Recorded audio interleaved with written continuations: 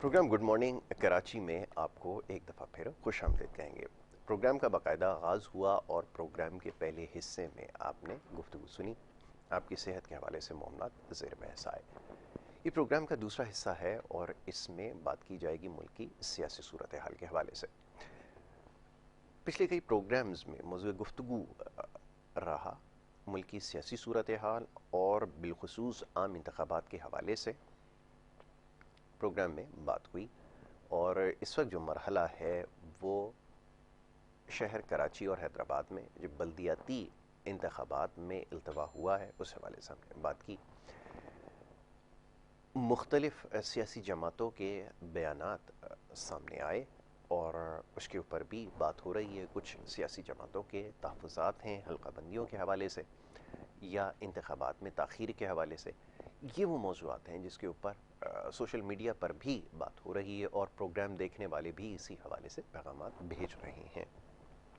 اس کے ساتھ ساتھ گزشتہ روز بڑی تفصیل سے گفتگو ہوئی ملک کی معاشی صورتحال کے حوالے سے، اور اس میں بھی چند ایک سیکٹرز ایسے ہیں جس کے اوپر تفصیلاً گفتگو ہوئی، جس میں ریئل اسٹیٹ کا جو شعبہ ہے یا سیکٹر ہے اس کے اوپر ہم نے گفتگو کی ہے۔ تو بہت سارے پروگرام دیکھنے والوں نے اپنے پیغامات بھیجے۔ میری کوشش ہوتی ہے کہ پروگرام میں جتنے بھی سوال بھیجے جاتے ہیں آپ کی جانب سے اس کو پروگرام کا حصہ ضرور بنایا جائے، اور یقیناً آج بھی ان چند معاملات پر گفتگو ضرور ہوگی۔ بڑے خاص مہمان اسٹوڈیوز میں تشریف فرما ہے، بلا تاخیر انہیں خوش آمدید کہوں گا اور اس کے بعد پھر گفتگو کا باقاعدہ آغاز کریں گے۔ سب سے پہلے جو ہمارے معزز مہمان ہیں ناصر ریاض صاحب، تجزیہ کار ہیں، ان کو میں خوش آمدید کہوں گا۔ ناصر بھائی بہت شکریہ پروگرام میں وقت دینے کے لیے۔ دوسرے ہمارے ایک اور بڑے خاص مہمان اور بڑے دن کے بعد پروگرام میں تشریف لائے ہیں، ملک کی سیاسی صورتحال پہ بڑی خوبصورت گفتگو کرتے ہیں، سیاست کا فہم رکھتے ہیں ماشاءاللہ، اور ان سے آج موقع ملے گا بہت کچھ سیکھنے کا بھی اور بہت کچھ جاننے کا بھی۔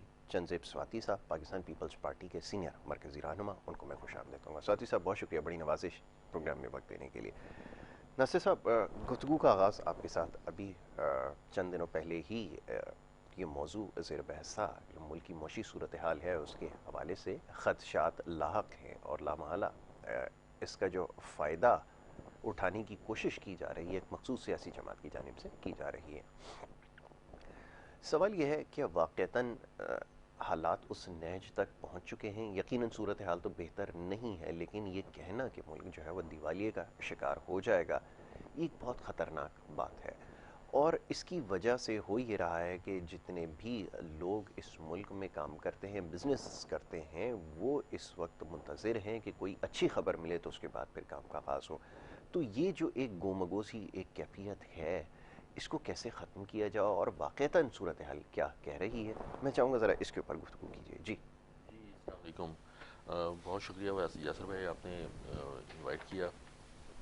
یاسر بھائی، اس میں معاملات یہ ہیں کہ ڈیفالٹ اور یا یہ جو صورتحال ہے یہ ہم لاسٹ اپریل سے سن رہے جی ہیں، ٹھیک ہے؟ الحمدللہ اپریل کے بعد سے آج یہ دسمبر بھی کراس ہو گیا ہے، نیا سال بھی آ گیا جی ہے اور الحمدللہ۔ پاکستان ڈیفالٹ نہیں ہوا، ٹھیک ہے؟ اس میں مشکلات ضرور ہیں پاکستان میں، تو یہ مشکلات آج کی نہیں ہیں، یہ تو ہمیشہ سے مشکلات رہی ہیں۔ اب بالکل اگر ایسے آپ دیکھیں تو پیچھے بھی کئی ایسے بھی موقع ہے کہ $150 بلین کا ریزرو رہ گیا تھا اور قرضے بھی دینے تھے، ہی۔ جی تو پاکستان سروائیو کرتا رہے۔ بالکل پاکستان میں جو یہاں پر لوگ ہیں اور کام کرنے والے ہیں اور جذبے سے کام کرتے ہیں، تو اس میں کوئی دو رائے نہیں ہو سکتی، جی بہت اچھا سارا سلسلہ چل رہا ہے۔ پرابلم کیا ہے؟ پرابلم یہ ہے بزنس کانفیڈنس۔ یہ جو سیاسی جماعت کے لوگ اپنی کرسی کے لیے بیانات دیتے رہتے ہیں، اور جہاں کوئی بہتری اسٹیبلٹی آنے لگتی ہے ایک پھر بیان دے دیتے ہیں جی کہ وہ اس میں پھر کانفیڈنس۔ دیکھیں، جو بزنس مین ہے نا وہ بڑا ڈرپوک قسم کا ہوتا ہے، اس کو بہت پیسفل انوائرمنٹ چاہیے، وہ کہتا ہے اس کو چاہیے۔ وہ کیوں دوسرے ملکوں میں کا رخ کرتے ہیں انویسٹمنٹ کے لیے؟ کہ وہاں پیس ہے، ایک بالکل ایسے اسٹیبلٹی ہے، کنڈیوسو چاہے وہ انوائرمنٹ ہے بالکل۔ سیاسی اسٹیبلٹی ہو یا آٹوکریسی ہو یا بادشاہت ہو یا جی جیسی بھی جی اسٹیبلٹی ہے، تو وہ ادھر جا کے ان کو پتا ہے کہ کنسسٹنٹ قسم کا قانون ہے اور اس میں اس کی انویسٹمنٹ جو لاس نہیں ہوگی۔ ہاں، market forces up and down وہ ایک الگ چیز ہے ڈیمانڈ سپلائی کا، لیکن کوئی میجر پرابلم نہیں ہے۔ یہاں پر کیا ہے کہ یہاں پہ پرابلم جو بات کرتے ہیں سیاستدان اپنے ذاتی مفاد کے لیے، وہ پرابلم یہ کریٹ کرنے کی کوشش کرتے ہیں کہ پاکستان خدا نخواستہ بس ٹوٹنے والا ہے، ڈیفالٹ ہونے والا ہے، کباڑا ہونے والا ہے، آپ کے پیسے ضبط ہو جائیں گے، آپ کا یہ ہو جائے گا، جبکہ ایسا کچھ بھی نہیں ہو رہا۔ جی آپ گزشتہ اپریل میں ہم یہ سن رہے تھے کہ یہ جو جب رجیم چینج ہوئی اور ہم نے کہ بھائی ڈیفالٹ کی ہم نے بات سنی. آج جس طرح سے بھی لے کے چلے ہیں اس وقت پوزیشن واقعی ڈیفالٹ کی آ گئی تھی, یہ بات نہیں, پوزیشن ہر وقت ڈیفالٹ کی, یہ میں نے جیسے عرض کیا گزشتہ کئی سال سے یہ ڈیفالٹ کی پوزیشن ہے, لیکن ڈیفالٹ نہیں ہے اور الحمدللہ نہیں ہونا پاکستان میں ڈیفالٹ, کبھی بھی نہیں ہوگا ڈیفالٹ. اور آپ دیکھیں جو ان کے جو سسٹم چل رہا ہے وہ اس میں آ رہے ہیں, پیسے بھی آ رہے ہیں, انہوں نے پیمنٹس بھی کرنی ہے اور کئی یورو بانڈ بھی پیمنٹ کی ہے اور بھی قرضوں کی جو قسطیں ہیں ابھی اس ہفتے بھی اور بھی پے کرتے چلے جا رہے ہیں اس کو. اس کے لیے ایک پرابلم ضرور آئی ہے, چونکہ ہوا کیا ہے کہ ٹرن اوور بہت بڑھ گیا. پہلے کیا ہوتا تھا, ہمارا ایکسپورٹ 15-20 ارب ڈالر کی تھی, امپورٹ جو تھی وہ 17 ارب کی تھی, تو وہ فرق کم تھا. اب یہ گیپ بڑھ گیا ہے, اب یہ 50-60 ارب کا, 70-76 ارب کا یہ فرق آنے لگ گیا ہے, بڑے فرق آنے لگ گئے ہیں. اچھا, جو ہماری ایکسپورٹ انڈسٹری ہے وہ پرفارم نہیں کر پائی. اگر غور سے دیکھا جائے ہمارے جو ڈیو ٹو چاہے سیاسی انسٹیبلٹی کہہ لیں, پولیٹیکلی یا دوسری کسی بھی ریزن سے, جو ہمارے کنسسٹنسی اسی پہ رہی ہے کہ یان ہے, کاٹن ہے, اور اسی کے اوپر ہمارا فوکس رہا ہے, جو گارمنٹس ہیں. تو وہ ہم ویلیو ایڈیڈ آئٹم پہ گئے ہی نہیں, کبھی ہم ٹیکنالوجیکل ہم نے کوئی چیز بنائی نہیں جو ایکسپورٹ کر سکیں ہم اس کو, ٹھیک ہے. تو اچھا, اب پیچھے کچھ تھی, آپ 60s کی 70s کی دیکھیں, پھر نیشنلائزیشن ہو گئی, پھر یہ ہو گیا, وہ بھی ایک فیکٹر ہے پاکستان کا مشکل رہا ہے. لیکن بات یہ ہے کہ کوئی اچھی پروڈکٹ ہمارے پاس نہیں ہے, ہم کیسے ایکسپورٹ کیا کریں. تو اب وہ اس کا امپیکٹ آتا چلا جا رہا ہے. ہمارے تاجروں کو یا صنعت کاروں کو بھی چاہیے تھا ویلیو ایڈیڈ انڈسٹری لگائیں, لیکن میں نے آپ کو وہی عرض کیا, لیک آف کانفیڈنس. جب تک جو آپ کے اندر کانفیڈنس نہیں آئے گا انویسٹر کے اندر, تو وہ اس کے لیے ضروری ہے کہ جو سیاسی جماعت یا یہ جو دیکھیں, آپ کسی کی برائی کریں, ہیلتھی کمپٹیشن کریں تو وہ صحیح ہے. ہائر اینڈ کے اوپر تھی, یہ پرابلم نہیں تھی. جی, یہ کاسٹ بہت بڑھ گئی تھی ریجن کے اندر ہر چیز کی, آپ لیبر بھی دیکھیں, اس کے علاوہ آپ انرجی کی کاسٹ دیکھیں, یہ تمام چیزیں, اس کے باوجود بھی آپ سمجھتے ہیں کہ ویلیو ایڈیشن کی طرف جا سکتے تھے اگر کنڈیوسیو انوائرمنٹ ہوتا, یا اگر کوئی ایسی گورنمنٹ کوئی بزنس فرینڈلی پالیسی لے کر آتی تو پرسو کر سکتے بالکل کر سکتے ہیں. دیکھیں نا, ہمارے پاس میں ہم لوگوں نے بہت ویلیو ایڈیڈ انڈسٹریز لگائی. مثال طور پہ انجینئرنگ سیکٹر میں بہت پاکستان میں تیزی سے ترقی ہوئی تھی 60s میں 70s میں, اور وہ انجینئرنگ انڈسٹری جو تھی وہ لے کے آگے بڑھ رہی تھی اس کو. اس وقت کے جو بزنس مین تھے, جو بڑے بڑے گروپ تھے, انہوں نے جہاز بھی شپ کمپنیز بنا لی تھیں, انشورنس کمپنیز تھی بہت بڑی.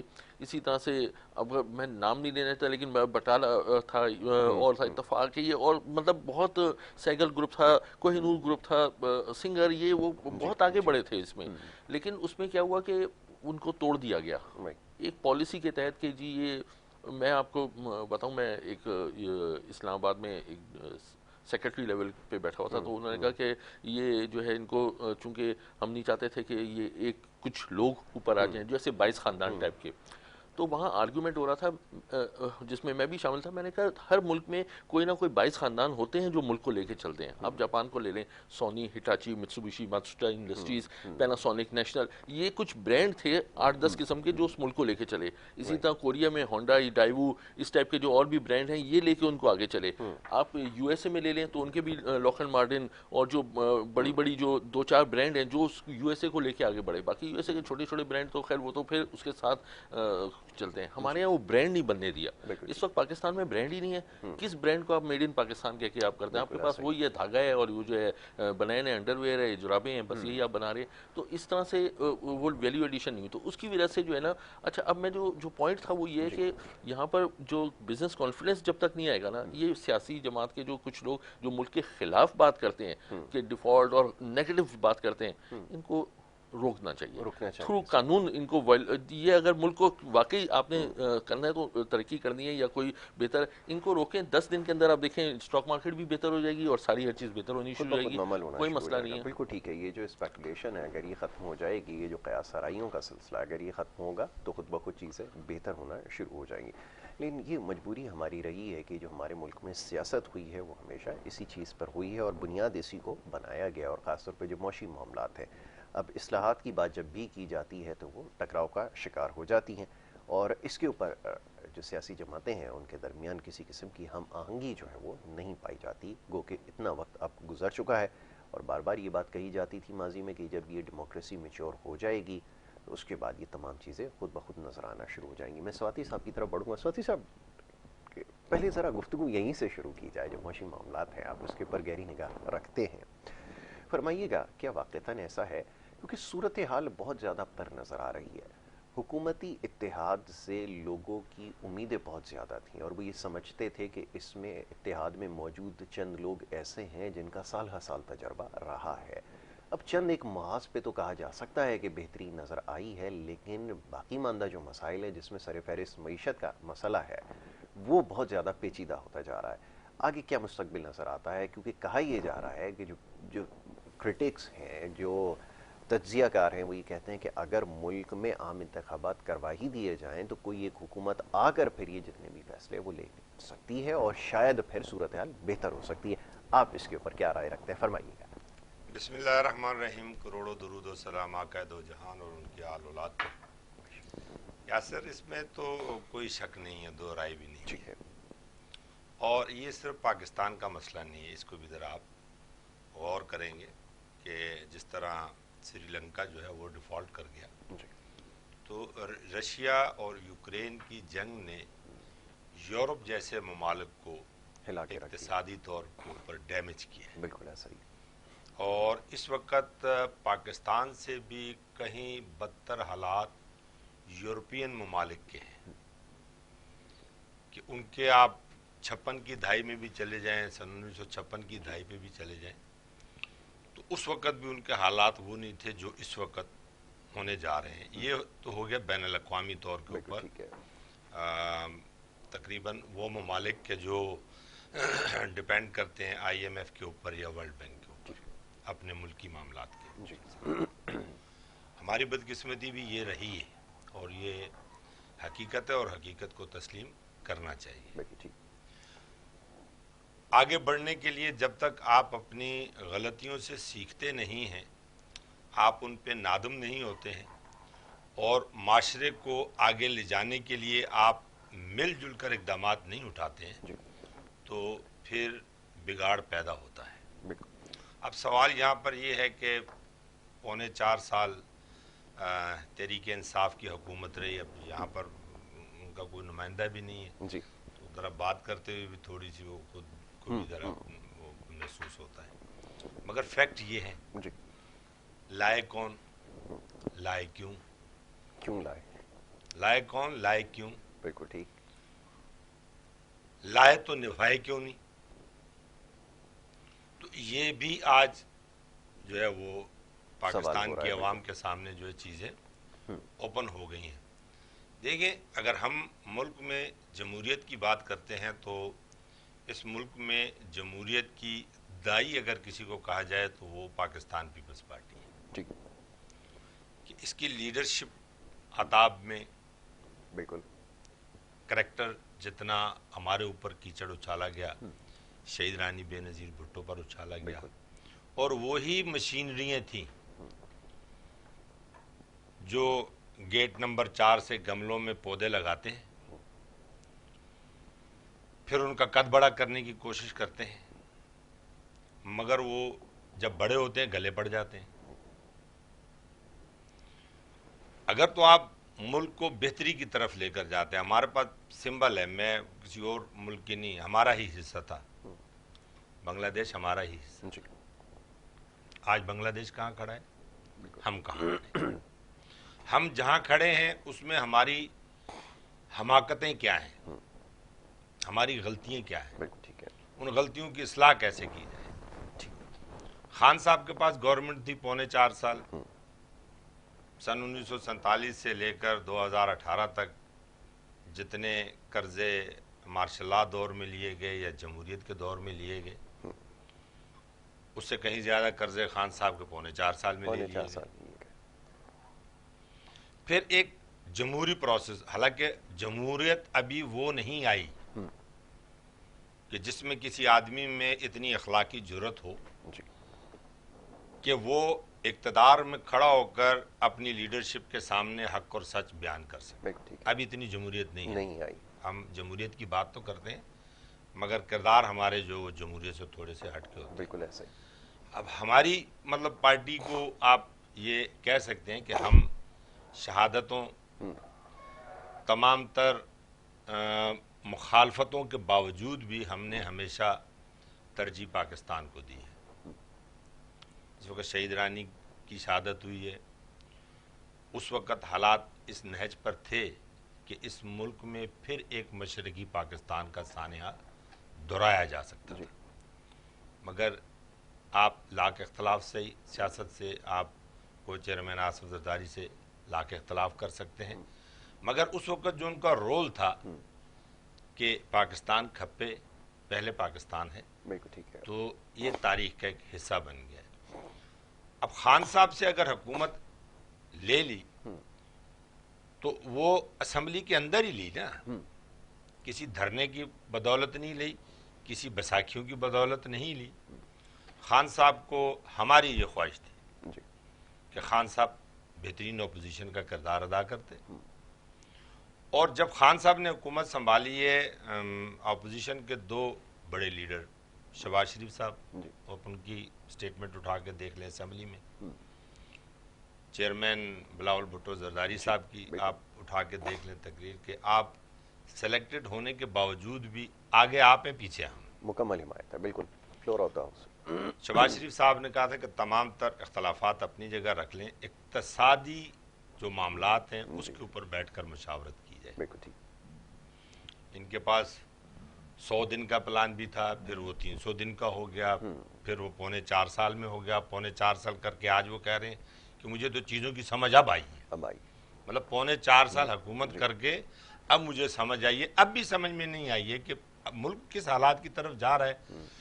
आप मुल्क की जो हालात हैं उसके ऊपर जो डिस्कस करते हैं, आप लोगों को डरा रहे हैं, डिफ़ॉल्ट कर जाएगा, ये कर जाएगा, वो कर जाएगा। बिल्कुल बिजनेसमैन इस वक्त जो है वो इन्वेस्टमेंट करने को तैयार ही नहीं है।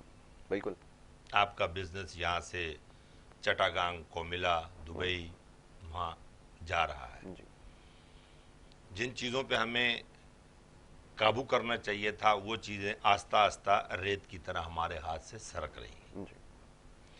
इस वक्त सिर्फ अगर हम सियासतदानों पर डाल दें तो ये भी सरासर ज़्यादती होगी, क्योंकि सबसे पतली गर्दन इस मुल्क में जो है वो सियासतदान की होती है। तारीख जब चाहें आप उसको चौकीदार बना दें, जब चाहें उसको चोर बना दें आप, ऐसा ही, ठीक है ना।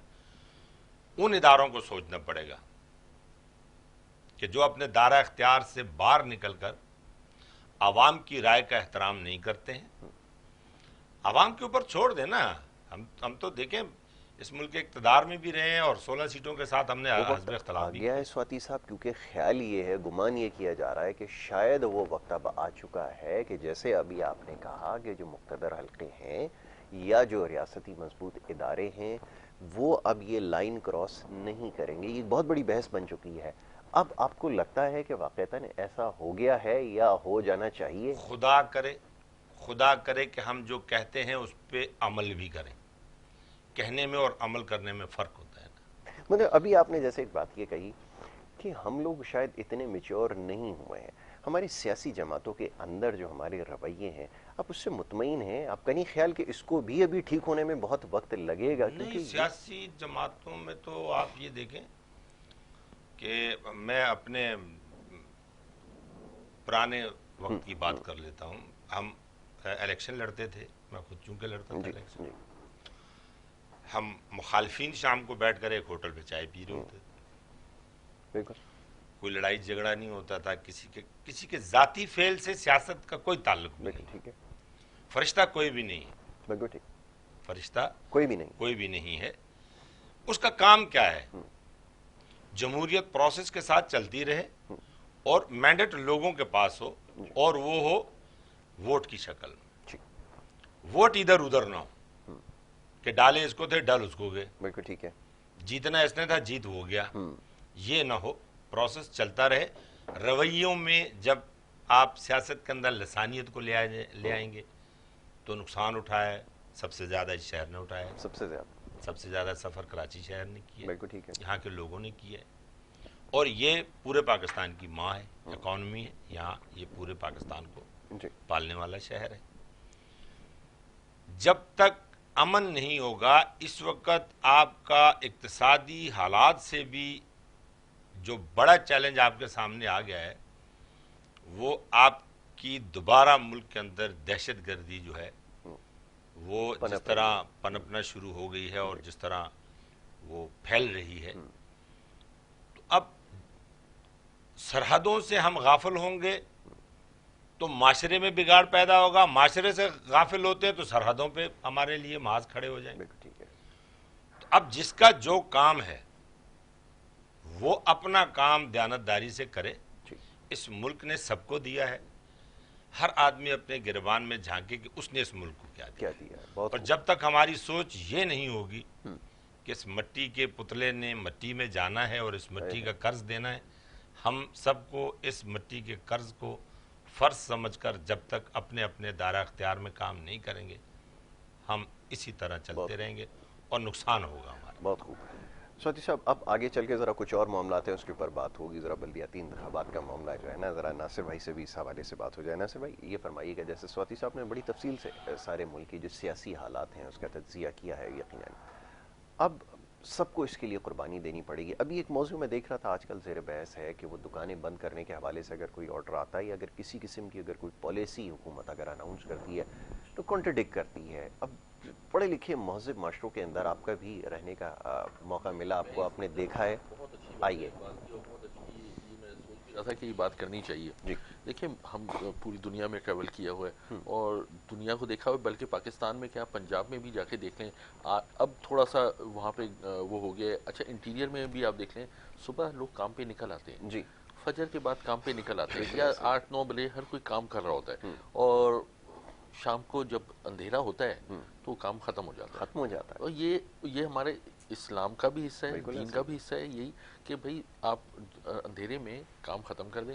اب آپ چائنا میں دیکھیں صبح 7 بجے وہاں پر لوگ نکل آتے ہیں. میں جب گونزو گیا میں حیران رہ گیا, صبح 6-6:30 بجے وہ سائیکلنگ بھی کر رہے ہیں, ٹیبل ٹینس بھی کر رہے ہیں, اور وہ کام پہ بالکل ٹائم سے اپنا کام سٹارٹ کرتے ہیں. شام میں وہ جو ہے ٹائم سے بند کرتے ہیں کام, اور وہ ترقی بھی کر گئے. بالکل ٹھیک ہے, یہ بات تو نہیں ہے کہ وہ 2 بجے دکان کھول کے اور 11 بجے تک رات کو دکان کھول کے اور اس کے بعد ہی ترقی ہونی ہے. نہیں, اگر آپ کہتے ہیں ایک مخصوص طبقہ, ہر کوئی نہیں. دیکھیں پورے بینک بھی صبح کھل جاتے ہیں, آفیسز بھی صبح کھل جاتے ہیں, گورنمنٹ آفیسز بھی صبح کھل جاتے ہیں, اور بھی جو فیکٹریز ہیں وہ ساری صبح کھل جاتی ہیں. آپ ایک مخصوص طبقہ جو ہے وہ کہتے ہیں نہیں ہم تو چونکہ رات کو باتیں کرتے ہیں اور دیر سے سوتے ہیں تو ہم تو صبح نہیں کھول سکتے دکان, اور یا گاہک نہیں آتا, گاہک آئے گا. اگر صبح 9 بجے دکان کھلے گی گاہک صبح 9 بجے بھی آئے گا, اور 7 بجے کھلے گی 7 بجے بھی آئے گا. دیکھیں ٹائمنگ ہم جب باہر کے ملکوں میں جاتے ہیں تو ہم صبح 9-10 بجے 11 بجے ہم سارے کام کر لیتے ہیں, اس وقت ہم کمپلیٹ. میں جرمنی میں تھا, میں آپ کو بڑی حیرت ناک بات بتاؤں, 6:45 کا وقت تھا شاید, یا 7 بجے کا وقت تھا, ٹریفک جیم تھی. میں نے کہا یہ کیا ہوا, وہ سارے کے سارے نکلے ہوئے تھے, کام پہ گئے ہوئے تھے. تو وہ اتنا ہارڈ ورکنگ قوم ہے, تبھی وہ کوئی کامیاب ہوئے ہیں. یہ نہیں کہ وہ 11 بجے دکان کھولیں زوال کے ٹائم پہ, یا 1 بجے دکان کھولیں اس کے بعد کہیں ہم ترقی کر جائیں گے, ایسا نہیں ہوتا. اچھا اس کا یہ تو معاشی ایک الگ چیز ہے, لیکن سماجی بھی نقصان ہے. وہ سماجی نقصان یہ, میں آپ کو اس کا تھوڑا سا بریفلی بتاؤں, بہت جلدی میں بتاؤں گا میں آپ کو. وہ یہ کہ اگر آپ 1 بجے دکان کھولیں گے یا 12 بجے, ظاہر بات ہے آپ کا اسٹاف بھی 1 بجے ہی آئے گا, 12 بجے. وہ رات کو 10 بجے اگر آپ دکان بند کریں گے تو وہ 11 بجے گھر جائے گا. اس جو آپ تو چھوڑیں, آپ کا تو جو آپ تو مالک ہیں, جو اسٹاف ہے, جو نوکر ہے, وہ اپنی فیملی کو ٹائم کب دے گا, وہ اپنے بچوں کی تربیت کب کرے گا, اپنی بیوی کو یا ماں کو ٹائم کب دے گا. وہ رات کو 11 بجے گھر جائے گا اور 12 بجے سوئے گا. صبح ظاہر بات ہے وہ دیر سے اٹھے گا, اس کے بعد وہ پھر اٹھ کے اور تیار ہو کے 12 بجے پھر دکان پہ پہنچ جائے گا. تو اس نے تو اپنی بچوں کی تربیت بھی نہیں کر سکا, اپنی ماں کی بھی خدمت نہیں کر سکا, کچھ بھی نہیں ہو سکی, اور معاشرے میں کوئی ہیلدی ایکٹیویٹی بھی نہیں کر سکی. جو ہم شام کے وقت ہوتا ہے کہ کہیں پہ کوئی بیٹھ جائیں, چائے شائے پئیں شام میں بیٹھ کے, یا کوئی کلب میں چلے جائیں, یا کہیں کافی شافی پی لیں, کوئی مطلب ایک بچوں کے ساتھ بھی سوشلائز بھی ہوتی ہے. اب اس کی وجہ سے وہ ایک افراتفری کا شکار ہو جاتا ہے. اس کے بچوں کی تربیت کیا ہوتی ہے, وہ بچے آوارہ پھر رہے ہوتے ہیں گلی میں, محلے میں, پھر بازاری لینگویج سیکھ جاتے ہیں. یہ ہماری مجموعی طور پہ ہماری کراچی میں تو اسپیشلی اس نے نسل کو خراب کر کے رکھ دیا. بالکل وہ نسل جو ہے وہ بالکل اس کو پتہ ہی نہیں ہے کہ ہم کتنے ادب اور احترام, ہمارے بڑے بڑے پڑھے لکھے, کوئی لکھنؤ سے آئے تھے, کوئی کلکتے سے آئے تھے, کوئی بڑی تہذیب والے تھے. تو وہ جو یہ بچے آ رہے ہیں یہ تو ایسے ہو گئے ہیں, آج تو بات کرو تو وہ تو گالم گلوچ کے علاوہ بات ہی نہیں ہے. یہ کون سی نسل پیدا کریں. آپ دیکھیں صبح 9 بجے وہ دکان اگر کھلے 9:30 बजे आए, स्टाफ आए, शाम में 5-6 बजे या 7 बजे तक घर चला जाए। बिल्कुल ठीक ठीक है, मैं तो 8:30 को भी नहीं कहता, मैं तो कहता हूँ 7 बजे बंद करो दुकानें। बिल्कुल ठीक है। ठीक है, वो 6:30 बजे 7 बजे घर चला जाए। अब 7 बजे के बाद बच्चों को पूछे कि तुम कहाँ जा रहे हो, कौन सा दोस्त है तुम्हारा, इधर बैठो मेरे साथ थोड़ी देर टाइम, उसको भी पता है अब्बू आ गए। देखें ठीक बाप का रोब होता है। अब बाप तो नजर ही नहीं आया ना, ऐसा ही बाप है, रात को ऐसा ही 12 बजे आएगा, सुबह जब उठेगा जो तो उस वक्त तक बच्चा अपना जा चुका होगा, बाप अपना, 6 महीने बाद मुलाकात होगी, अच्छा आप मेरे बेटे हैं। ऐसा ही आपने तो बिल्कुल ठीक ये कहा। समाजी प्रॉब्लम आ रहे हैं मसला इसमें। है, बिल्कुल आपने सही कहा कि इसके न सिर्फ मौशी नुकसानात हैं बल्कि इसके समाजी नुकसानात भी हैं और इसको समझने की ज़रूरत है। सती साहब, ये फरमाइए कि बल्दियाती इंतखाबात इतना पेचीदा क्यों मरहला बन चुका है? जब हम जमहूरियत के बारे में किसी को बताते हैं तो उसकी बुनियाद के बारे में बताते हैं। अब बड़ी अफसोस के साथ आपने माजी का हवाला दिया, माजी में कोई ऐसी मिसाल नज़र नहीं आती जिसको देखते हुए ये कहा जाए कि हमारी जमहूरी जितनी भी हुकूमतें हैं वो इस चीज़ पर कायल हैं कि मुकम्मल तौर पर मुल्क में जमहूरियत नाफिज होनी चाहिए। क्योंकि जब भी बल्दियाती इंतखाबात की बारी आती है वो देखते हैं कोई ना कोई डिक्टेटर आके ही वो फैसला लेता है और फिर इंतखाबात होते हैं, या फिर इसमें आला अदलिया का कोई फैसला आ जाता है, उसके ऊपर मजबूर होगा। वरना किसी तौर पर भी चाहे कोई भी सियासी जमात हो, किसी भी सूबे में उसकी हुकूमत हो, वो बज़ाहिर लगता ऐसा है कि तैयार नहीं है किसी तौर पर भी, और उसकी अमली मिसाल इस वक्त भी नज़र आ रही है। ऐसा क्यों है, ज़रा तारीफ फरमाइए। नहीं यासर, ऐसा नहीं है क्योंकि मुस्लिम लीग नवाज के दौर में भी बल्दियाती इलेक्शन हुए हैं, तहरीक इंसाफ के दौर में भी, पीपल्स पार्टी के दौर में भी। हाँ, स्ट्रक्चर चेंज होता रहा है। वो परवेज़ मुशर्रफ साहब के दौर में स्ट्रक्चर जो है वो चेंज हो गया। पहले काउंसलर होता था, वार्ड होते थे, फिर यूनियन काउंसिलें होंगी, फिर टाउन बन गए। अब भी पाकिस्तान पीपल्स पार्टी मैं फिर कहूँगा ना कि हम हर वक्त इलेक्शन के लिए तैयार हो। हमने अभी मतलब पहले जो हालात थे इंटीरियर के, सैलाब आया, आपको पता है सबसे ज़्यादा जो सूबा मुतासर हुआ वो सिंध है। तो कुदरती आफात जो होती हैं उनका मुकाबला तो मेरा रब ही उसको रोक सकता है, किसी इंसान के बस में नहीं है। अमेरिका जैसे मुल्क के बस में भी नहीं है। बरतानिया जैसे मुल्क भी बर्फबारी शुरू हो गई तो उनके भी जो दुनियावी काम है रुक जाते हैं। तो उसको लेकर चूँकि बहुत सारे लोग जो हैं वो यहाँ कराची आए और कराची के लोगों ने अपने उन भाइयों की बड़ी हेल्प की जो सिंध से जो लोग आए। उसके बाद अब जब दोबारा, तो ये इलेक्शन कमीशन ने फैसला करना होता है। इलेक्शन कमीशन ने फैसला किया, 15 जनवरी की डेट दी हमारे चेयरमैन ने। आज से 4-5 दिन पहले जो है तमाम जितने भी उम्मीदवारान थे उनको बुलाया, बुला के उनको टारगेट दिए कि जाएं अपने इलेक्शन की तैयारी करें। ठीक है।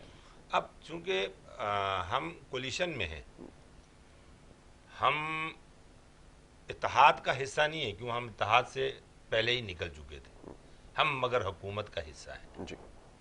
तो हुकूमत का हिस्सा जो है वो एमक्यूएम भी है, उसका वो भी हिस्सा है जिसकी 1 सीट है या 2 सीटें हैं। ठीक है। जमहूरियत आपको ये एहतराम पहले सिखाती है कि 1 सीट वाले की भी बात सुनी जाए। ठीक है। अपनी सीटों के घमंड में आप उनको भूल जाएं तो ये भी जमहूरियत नहीं। बिल्कुल ठीक है। अब एमक्यूएम के कुछ तहफ़्फ़ुज़ात हैं, उनके ऊपर बात हुई है। चेयरमैन साहब का कल भी स्टेटमेंट आया है, जरदारी साहब का भी आया है कि हम बैठ के बात करते हैं। आज एमक्यूएम वाले जो हैं वो अदारा नूरुल हक भी जा रहे हैं। आज मतलब जमात इस्लामी के साथ भी बात होने जा रही है। तो तमाम जो स्टेक होल्डर हैं शहर कराची और हैदराबाद के, कि हमारे पास स्टेक कभी रहा नहीं है कराची का, वो मेयर अफगानी से ले लें या फारूक सत्तार, मुस्तफा कमाल, नेमतुल्लाह खान साहब, अल्लाह पाक जो दुनिया से पर्दा गए, अल्लाह उनको गरीक़ रहमत करे। तो हमारी ही ख्वाहिश है कि शहर कराची के अंदर अगर कोई फैसले हों तो वो जमहूरी अंदाज में तमाम लोगों को साथ लेकर वो फैसले हों। इलेक्शन हो, हम इलेक्शन के लिए तैयार हैं, ठीक, इलेक्शन करवाने के लिए। चलिए, एक और इससे जुड़ा एक सवाल है, बड़ा हम स्वाति साहब के सामने रखते हैं। अभी एक ब्रेक के लिए कहा जा रहा है, एक मुख्तसर सी ब्रेक यहाँ पर लेनी होगी। ब्रेक के बाद वापस आते हैं, गुफ्तगू के सिलसिले को जारी रखेंगे। आप देखते रहिए प्रोग्राम गुड मॉर्निंग कराची।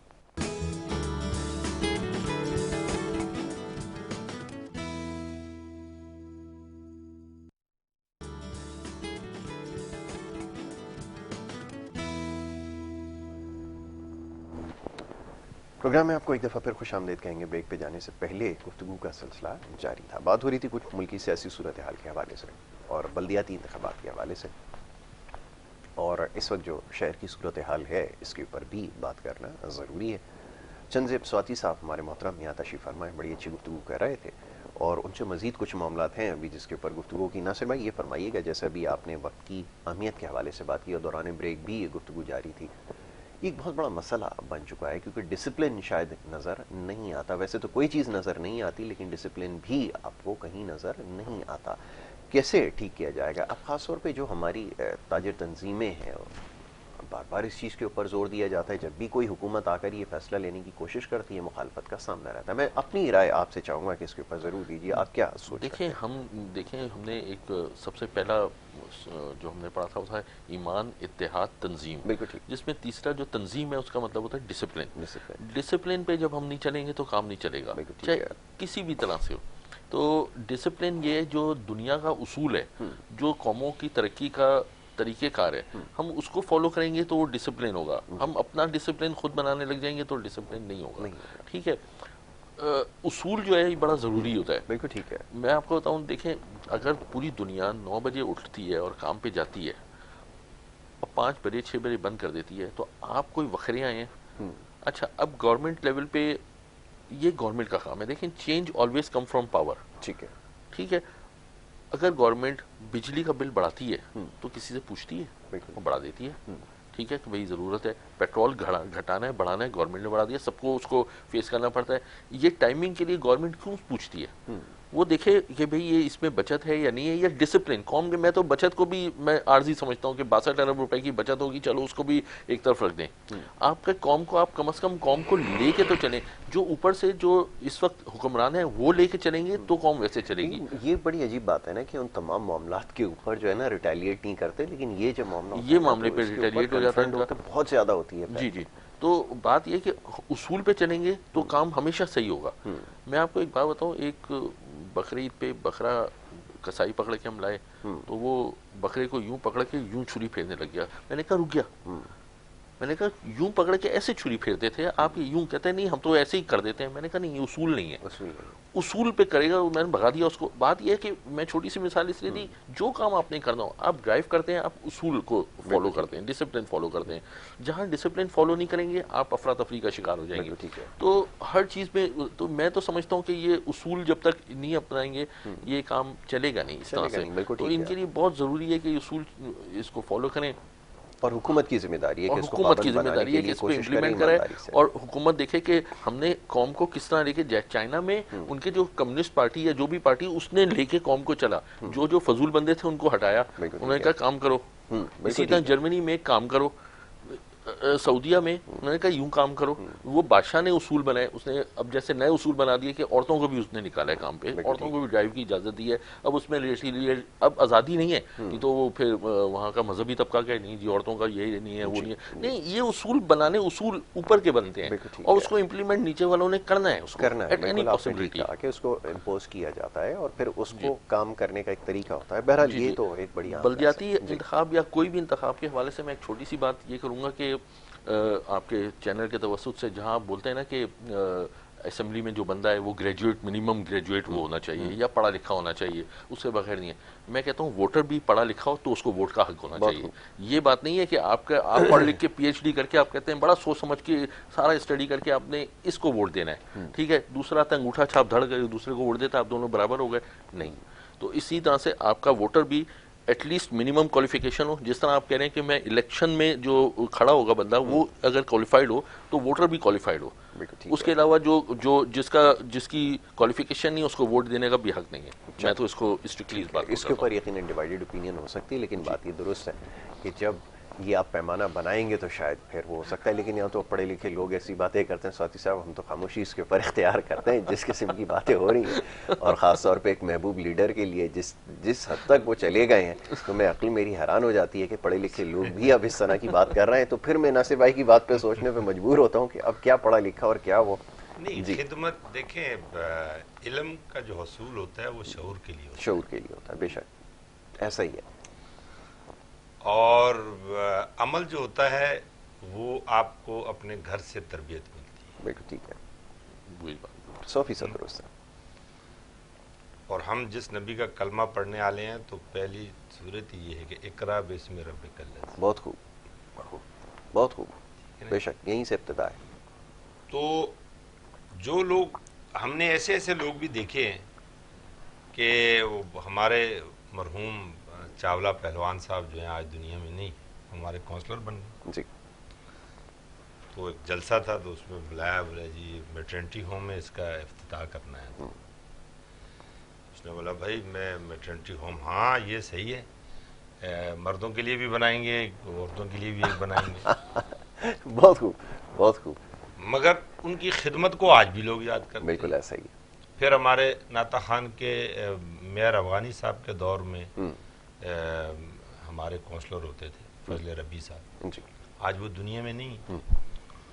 تو خدمت کے لیے عمل کی ضرورت زیادہ ہوتی ہے، بالکل ٹھیک ہے.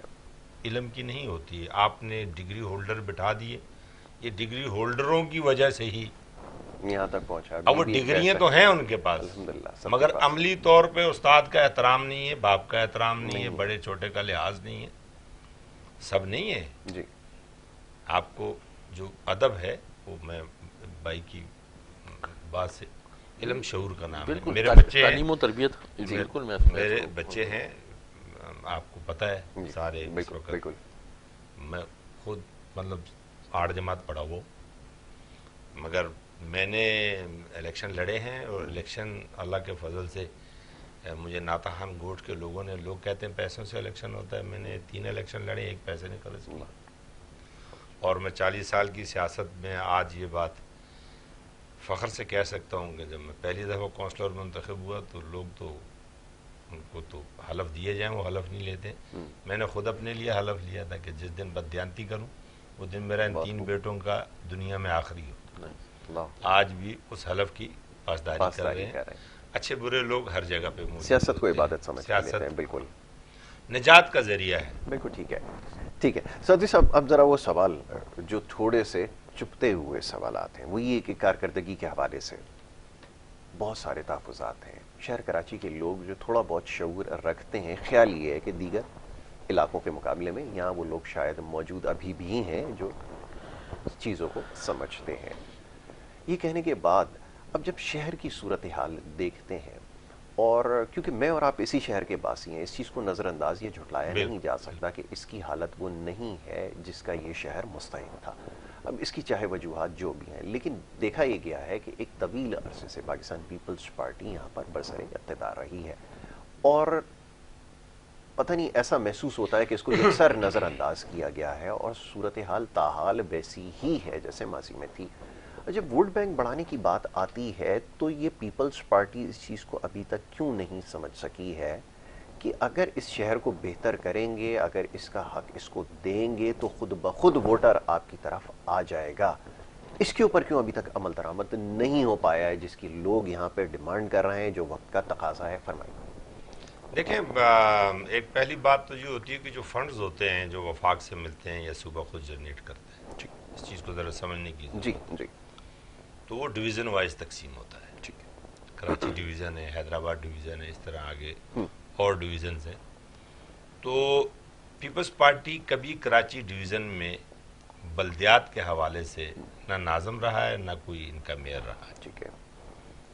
جن جماعتوں کے پاس رہا ہے ان کو فنڈز ملتے رہے ہیں، وہ مختلف ادوار میں، چاہے وہ مشرف ہو، چاہے وہ عمران خان ہو، ہر پارٹی کا وہ حصہ رہے، اور اربوں روپے کے یہاں اعلانات بھی ہوتے رہے. دیا کیوں نہیں؟ سوال ان سے کیا جائے.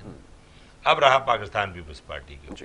تو پاکستان پیپلز پارٹی میں ایک تو لسانیت کی اینک سے نہیں دیکھا جاتا ہے. یہ شہر ہے، ہم سب کا ہے.